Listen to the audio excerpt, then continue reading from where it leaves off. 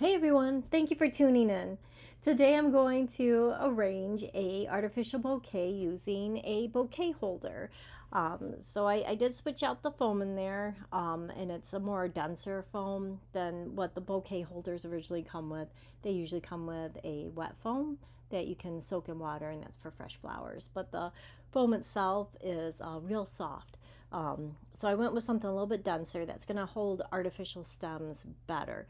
I would still recommend adding glue as you go, like the hot glue, or at the end, just nestling the tip of the hot glue gun down at the into the arrangement there and kind of squirting some glue onto the styrofoam just to help hold everything together. The last thing you want is your whole bouquet to fall apart as you're walking down the aisle.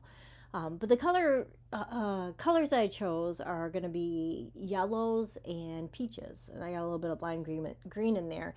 And I'm going with roses and orchids. So I love these. I should look this up. I believe that they're Oncidium orchids. In this yellow tone there, they have a wonderful movement. So it was relatively inexpensive when I got them, and I got like a whole bunch of stems. I believe I got them on Amazon. If I can find the link that I used, I'll put it in the descriptions. But it came with a lot of stems, fairly inexpensive, and like I said, it has great movement to it and that bright yellow color.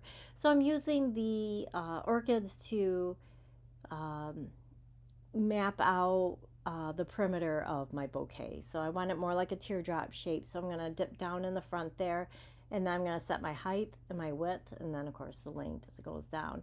And there's not a lot of greenery that I'm going to add to this arrangement. So I'm really trying to fill it in with these orchids. And since I'm using the yellow everywhere, I don't have to worry about making sure it's evenly distributed throughout the bouquet. Usually, brighter colors like yellow, white, or even like a hot pink, or just something just very bright is gonna draw your attention right to that. And if you have that, you either want to make that color the focal color and keep the attention right in the focal area of your arrangement, or you're going to want to distribute that evenly throughout the bouquet so that whoever's viewing it, their eye doesn't just land right on that bright color. So I'm just working the orchids all throughout here, as I said, just setting the parameters. There usually is two styles of bouquet holders. This one has more of a dome shape to it where it has some cutouts underneath so you can really get that dramatic drape down. And then there is another bouquet holder that's a little bit more flatter, almost like a hockey puck. And then that is arranged on the handle at an angle. So, and that's how you get that drape down in the front.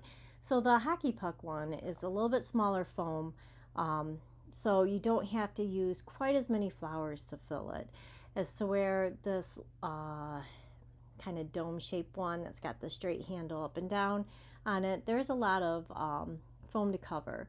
So ways of doing that is, of course, using lots of flowers, or you can add a little bit of some sheet moss, or even better would be like a Spanish moss just tucked in between, or you can just low-key just tuck in some greenery into the arrangement that's not going to distract from the beautiful flowers.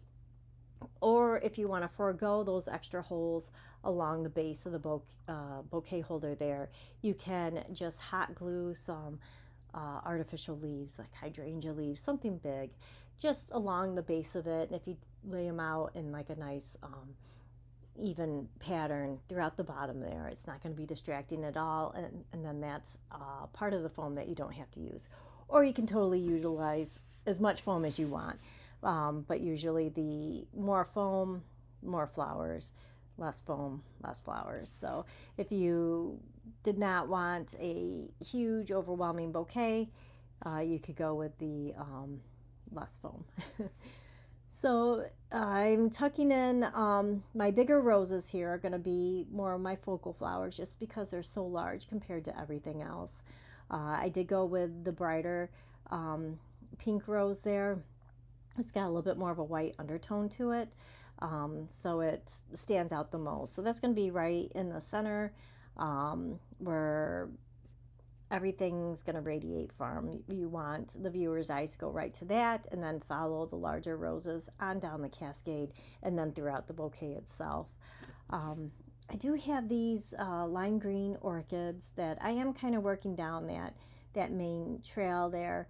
Um, oh man, it's a tough one with those type of orchids because they're such a unique flower that it really does kind of demand your attention. It's so different than the roses. However, that lime green color just kind of blends into the background.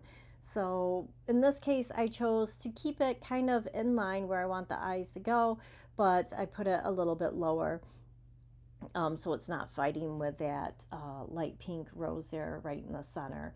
If you did want to make more of a show of those green orchids, you can definitely put them right in the center. And then to help them stand out is you would face the face the orchids towards each other. So their little noses are facing towards each other. And then it's that disruption in the line of view that will create your focal point. Um, just a little trick there that you can do. There's no wrong answer to what you want to be your focal point. It's all your personal preference. And if it's a color that blends in more into the background, you can always make it stand out by doing something where it disrupts the rhythm of the bouquet, or you can make it stand up higher than the bouquet. There's ways around it. So I have those kind of along the main focal line there, and gosh, I just love these. I still believe that they're Oncidium orchids. How they just shake and that movement it gives. It's just really lovely. I love the depth of it. But I worked a little bit of greenery along the base there, and some spiral eucalyptus to follow along with the little pokies of the orchids on the outside there. And I'm just going to fill in a few more spots to try to hide my foam. And then with the bouquet handles, you can always just leave them right where they're at, or as they are, I should say, not where they're at. They're not going anywhere. But you can leave them just like they are, or you can just wrap them with some satin ribbon or some kind of fancy ribbon to give it a little bit of a color, just dress it up a little bit. But there we go. We've got an artificial bouquet using a bouquet holder. Thank you so much for watching.